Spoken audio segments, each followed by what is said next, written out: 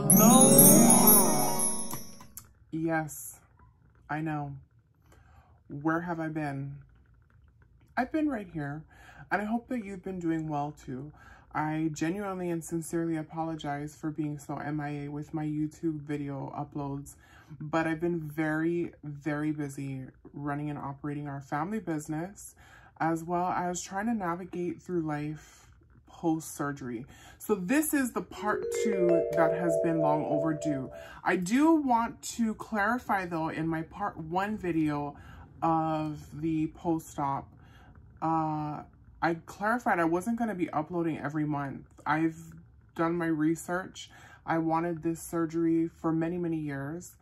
And I just remember seeing people's like 1 week, week 2, week 3, like all these videos, and it just kind of, I didn't really get a good like meaty chunk of information off of all of that repetitive videos. And to me, the ones that were really fascinating and to me had like any truth of like interest for me was the videos that were like farther apart, like you know, like month 1 and then like month 6. So right now I'm at the 6-month mark post-op, giving you an update of what to expect, what is my honest opinion of procedures in Mexico, and would I recommend it. So let's dive right in.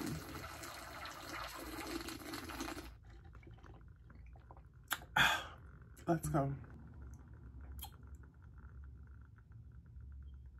My honest opinion about the facility is that it was a blessing. I wish that I've done it sooner. I acknowledge that it wasn't safe to travel in the beginning of March 2020 when I originally planned on having it done. I'm sorry, April. However, I believe that God's timing is everything. And so when it's your time, it's your time. And so it was meant to be pushed back to the date that it was. That's why I did it in September.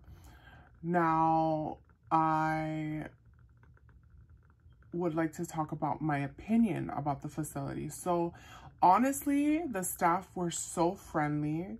Even though not many of them spoke English, we were able to talk with the translator app that you can download for free.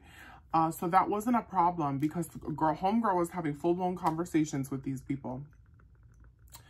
I would honestly say that if you don't mind seeing medical equipment that were like from the 90s, as far as like the EKG machine and like other types of equipment that they use, you know, during any type of hospital visit, being a little dated, if you don't mind that, then that would just be the only thing to expect. The doctors and staff are well trained. Everything is sanitary and they treat it like a service. You are in and out in 4 days. And honestly, like I said, I wish I did it sooner. Would I recommend procedures in Mexico? www.proceduresinmexico.com. Absolutely. Please reach out and fill out the informational survey application and make sure that you put that the Polly Dollies referred you. Then you will get Summer, who will reach out to you, and she will be contacting you and start your journey to your new path in life.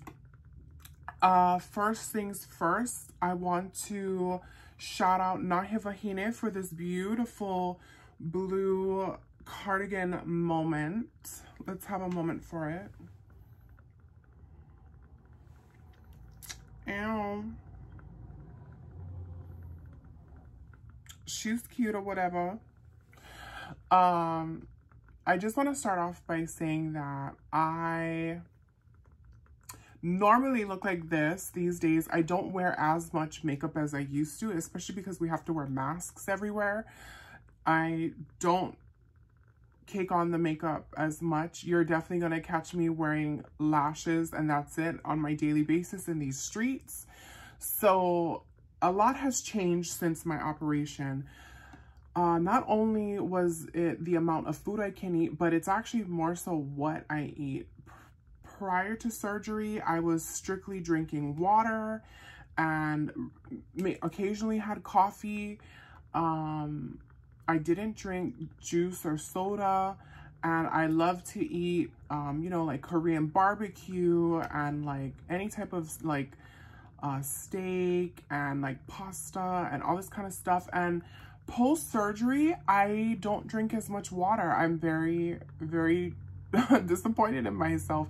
I picked up this habit of, I think it was in my recovery phase, how I would eat like the blend crushed ice and like juice, that like knockoff shave ice that I used to call it. I think that's what has directed me to now drinking canned juice, which is not healthy, but it's not as bad as a Starbucks. So now I don't even go through Starbucks anymore. It used to be like a weekly thing for me, and now I don't even do it at all. Now I'm just drinking like canned juice, and I'll have like maybe one a day. At the max, I'll have two. And I honestly don't even get hungry until maybe like 12, 1, or 2 in the afternoon. I do notice, because I am actually 6 months post-op, in that phase, I do notice that I am able to eat a little bit more food than the first few months. I think it's just because it's such a new pouch. At first, only like crushed ice, because your stitches are fresh, sis, or brother, whoever's watching, whatever gender you identify as, and to my non-binary pals, your new pouch in the first few months is very tender, and so as the months go on, eventually your stitches heal, and then you can eat a little more, you can drink a little more, so on and so forth. I do have this photo that I took, which was a before and after around my 5-month post-op. I didn't even post this on Instagram or on Facebook or anywhere. I am going to post this now for you guys to see. This is my before and after. So on this before and after, as you can see, I'm down, I think it's like 55 pounds, 57 pounds. It's been a while since I've seen this photo. I understand I'm not wearing the same exact clothing during this photo. I understand that I am not showing as much skin, but I have honestly tried not to surround myself or indulge myself into like taking photographs and stuff. I can just see it with my own eyes. So I can see it in how I wear my clothes, or how I look like when I don't have clothes on. And I'm sure like once I start you know, losing more weight and start going to the gym, which is the next phase that I want to go into, I'll be more confident in showing myself. And now, mind you, I have been, like I've mentioned before, I have been fat, skinny, fat again, and now I'm on my weight loss journey for like the 5th millionth time. So there are many pictures of me fully clothed and almost completely naked. And let me just clarify, those pictures of me almost naked was me being proud of myself because I worked that hard to get that thin. And so it's not me being a slut or me being a whore as much as it may be deemed that way or perceived that way. It's more so me being confident for how many hours I spent in the gym, how my meal prep, how strong I was with my meal prep. And I just wanted to showcase that because it's something that not everyone can accomplish. And I did that on my own many times. So I just want to throw that out there instead of, you know, me having slutty photos. I am currently about 6 months post-op, and I am, if I'm not mistaken, I believe I'm 67 pounds down. Now, I haven't had a lot of time to go to the gym or go walking or be physical, but being a personal shopper for our business keeps me quite active and on my toes. So as you can imagine, shopping at like over 15 different stores on this island within a few days is kind of like a workout. So it pretty much keeps me very active. With me going back to work a few days a week, I've also noticed my body the changes in that, like being able to stand longer without being in pain. That used to be an issue for me. And I'm not talking about standing in heels. I mean like in flats. Prior to surgery, I could only stand for like maybe 10 or 15 minutes before I would start to lean on the counter or lean on this or lean on that. And now I notice a huge difference in not only the size of my feet, the size of my legs, my arms, my stomach, everything shrinking, as well as like my hands and my arms. I'm also noticing things like I'm able to stand more. I have a little bit more energy than I used to. I noticed so many things. I'm thankful though that I haven't had any hair loss, which I'm very blessed and fortunate. I've been using several different products that people keep asking me to make a video for, and I will. In fact, I might actually be doing this while I'm talking to you guys because my hair is a little oily. I need to wash it, but before I wash it, I have to do the treatment, this mask thing. So I might as well just do it now while we're talking. Segue into a partial hair care video. This is Hair Ritual by Cicely. This balm is how many ounces? 4.4 ounce jar, bottle, whatever. And it's about $200. Now, I also have used this. These are two different products, and I'll explain each one. The Grow and Glow from Tamar Braxton. Grow and Glow. This is like $20 a jar. So the Grow and Glow is what I use when, oh, try not to sneeze, sorry. The Grow and Glow is what I use when I'm doing like, I use that product as if it's gel. So like, and it doesn't act like a gel. It's like a pomade, but I treat it like a gel. So I'll use it when I do like I part my hair and I slick it for work, or if I do like a ponytail or like a low ponytail or whatever, I use that and I rub it in my hands and I put it all over like my scalp, my hair, everything, and then I brush it out. This Hair Ritual is actually a mask you're supposed to apply to the ends of your hair.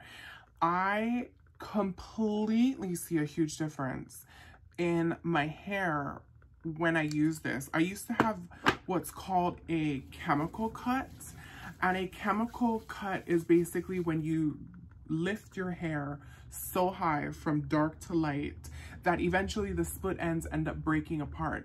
Now, I have had so much growth, and all I'm doing is applying this to the ends of my hair before I wash it. So all you do is you take a small amount, rub it between your palms, and you just apply it to the ends of your hair. Literally, this is the longest my hair has been in a long time, and this is the lightest my hair has ever been in a long time. So aside from this hair product, I use several others, but I'm not trying to change the subject. This is all about my weight loss journey, and I honestly recommend it to everyone else. We've already had one of our sisters from our Mililani High School football Trojan royalty get her operation done in Mexico, and she wouldn't have had that blessing if it wasn't for us giving her the knowledge of where to go to, and the amazing Summer who helped her with her journey. See, so it kind of looks more greasier, but it has to soak at the ends before you can wash it off. And I promise you, if you guys get it, you'll see a huge difference. So we also have another person who whose husband is about to get the procedure. And honestly, the best part about procedures in Mexico is that you can pay monthly. There's no minimum, there's no maximum. If you have all the amount and you want to pay it one time, and then you want to book your appointment for like the following month, you can absolutely do that. Or you can be like my sister and I, and you can pay like monthly until your balance is paid in full, and then you just got to buy your tickets and head on over to San Diego. It's that easy. I honestly can say this to the people who are seriously considering getting weight loss surgery, please, if there's anything that you can take away from my videos in regarding this surgery, listen to this and this alone. If you are not ready here, if you're not prepared to not be able to eat the amount of food or even the types of food that you are accustomed to or you turn to as a vice, or you like if you're an emotional eater and you only eat cake or you only eat, you know, like Mexican or whatever it is that you turn to, whatever it is that you favor, if you're psychologically okay to walk away from that forever and know that you can only have small amounts, then this would be the route for you. I now know why a lot of people get depressed after this surgery. I now know why a lot of people overstretch their stomachs and rip their stomachs, their new pouches, after they get this surgery. I've never had that experience. I did have one time where I took one bite too many and my stomach felt really, really painful. It felt like a whole bunch of, like someone took a steak knife in my stomach and was like poking. That's what it felt like. Did it ever happen again? Absolutely the fuck it did not. I just want to drive it home that this is a mental battle. It's not a physical battle at all. It's an emotional and psychological thing. And because I went through the program at Polymomi, and because I meant like for like almost 2 years, and because I had that training and those group meetings and all of that research that I did, I'm happy. This is the happiest I've ever been. This is what I wanted. I wanted to be able to have a few bites and be done and then move on. I wanted to be able to know that I'm not just pounding plate lunches and, you know, all this kind of stuff. Now, is my eating habits what it needs to be post-op? No, but I'm doing my best to clean it up. I just started purchasing some meal prep meals from a local meal prep company here in Hawaii. I didn't buy enough for like breakfast, lunch, and dinner for 7 days a week because I don't even eat breakfast, lunch, and dinner 7 days a week. I eat here and there, and I normally just drink a canned juice or some type of fruit smoothie. Now, I understand that's not ideal, but that's just what's convenient for my lifestyle because I'm always on the go and I don't have time to just sit down and enjoy and, you know, all that kind of stuff. So I bought some, you know, meal prep meals and I'm eating them when I can. I take them to work and I eat them while I'm at work. And, you know, I would say that I'm honestly trying my best to improve where it needs to be improved. Now, I am going to start going to the gym that is conveniently right near where I live. That gym is like a home for me. I found myself in that gym. I lost 200 pounds by myself in that gym. I've made a lot of friends in that gym, and I had lost a few friends in that gym. If you are a gym person, then you know exactly what the fuck I'm talking about. I even worked at that gym. I believe I was the first trans employee for 24 Hour Fitness on Oahu. And I started out at the kids club, and then eventually I became the front desk girl, and that was some tea, but we're not going to go into that. And honestly, it was like my home, and I loved it, and it molded me into the woman that I am today. It taught me a lot. I was approached by a female bodybuilder who was like, I'm really impressed by all the weight you've lost. Did you want to compete? And I was like, thank you and fuck you, because I'm not trying to look like you, sis. I'm trying to look like me. You know, like, I don't want to look like that. I'm not trying to be a bodybuilder. But I was flattered, and I knew that it was an honor because I know that she's not going up to everyone and asking, can I coach you? Did you want to bodybuild? I see something in you. So that was a very, I could not get over that, because that was a very big very big day for me. And that's when I was like, damn, that's crazy. But she said that she's seen my hard work in the gym and she could see my results. And she was like, I see what you can do with no training. Let me train you. And here and there, she would give me some tips and stuff. But I think she knew I had to tell her, you know, I'm flattered, but the look that I'm going for is like this.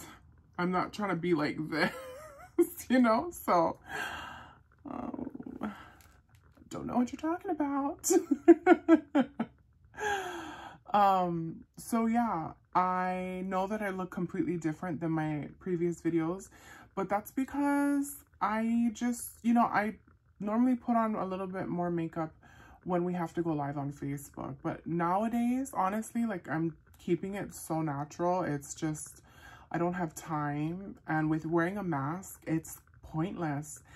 I literally wear as minimal as possible these days, and I just keep it pushing, girl. I hope that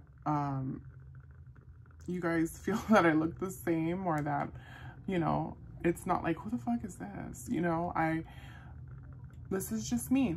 And I apologize for taking so long.